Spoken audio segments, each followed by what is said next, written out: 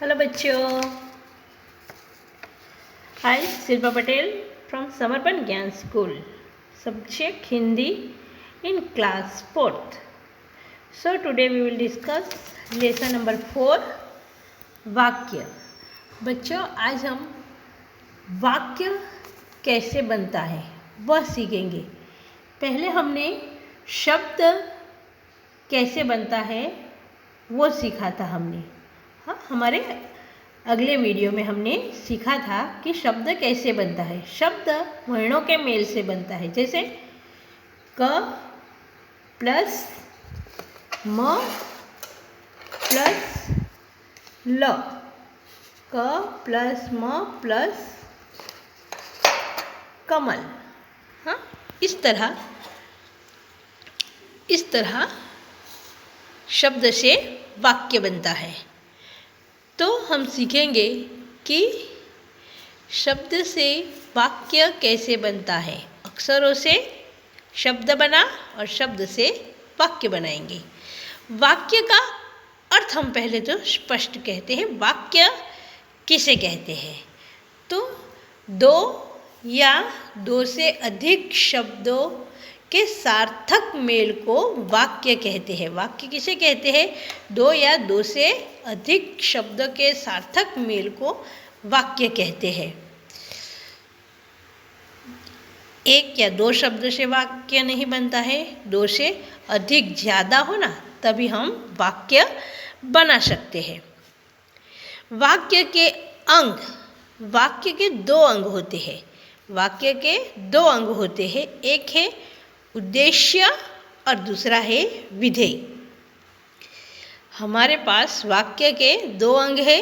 एक है उद्देश्य और दूसरा है विधेय. उद्देश्य का अर्थ क्या है? उद्देश्य किसे कहते हैं वो देखते हैं हम. कि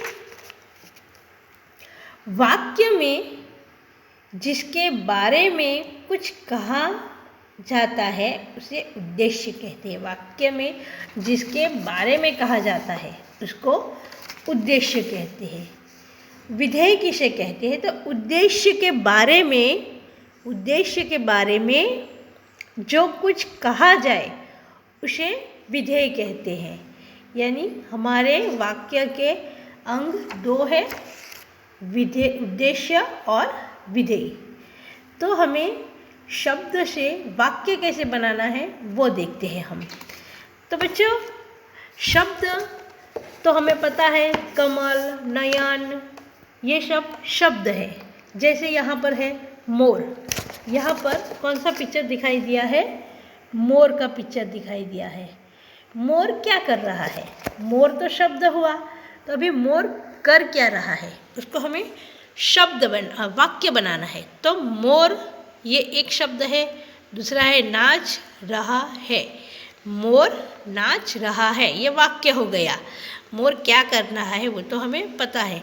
अभी यहाँ पर एक महल दिखाई दे रहा है. महल बोलेंगे तो हमें इतना ज़्यादा पता नहीं चलेगा, इसलिए हमें उसको वाक्य में बोलना पड़ता है. जैसे कि महल बहुत सुंदर है, महल बहुत बड़ा है, महल बहुत बड़ा है. इस तरह हम वाक्य बना सकते हैं. यहाँ पर है बच्चे हैं. अभी वाक्य हमें उसका बनाना है. तो पहले तो देखना है कि बच्चे क्या कर रहे हैं. बच्चे खेल रहे हैं. बच्चे हैं जो खेल रहे हैं, उसको हमें उसका वाक्य लिखना है. तो हम लिखेंगे कि बच्चे खेल रहे हैं. इस चित्र में दिखाई दिया है कि एक लड़की है, उसके हाथ में बुक है, लेकिन हम उसे अच्छे से देखेंगे, समझेंगे तो हमें वाक्य समझ में आ जाएगा और हम वाक्य बना सकते हैं कि लड़की का नाम है कमला, वो क्या कर रही है? पुस्तक पढ़ रही है. यानी वाक्य हुआ कमला पुस्तक पढ़ रही है. इसी प्रकार हम चित्र के द्वारा वाक्य बना सकते हैं और बिना चित्र के भी हम वाक्य बना सकते हैं. जैसे कि स्कूल. अभी स्कूल है. हाँ, स्कूल बोलेंगे तो पता चल जाएगा कि स्कूल में हम जा रहे हैं, आ रहे हैं. उसका वाक्य पूरा हो तो ही हमें पता चलेगा कि हम स्कूल जा रहे हैं, या तो फिर स्कूल से आना हो तो हम बोल सकते हैं स्कूल आ रहे हैं। यहाँ पर एक लड़का है जो नाच रहा है, उसका भी हम कह सकते हैं कि लड़का नाच रहा है। इस प्रकार बच्चों हम अलग अलग तरीके से वाक्य बना सकते हैं। यहाँ पर उद्देश्य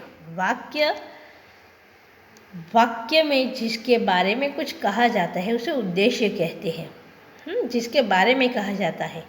यहाँ पर एक लड़की पढ़ रही है, यानी नगमा पढ़ती है। हाँ, लड़का मैदान में खेल रहा है।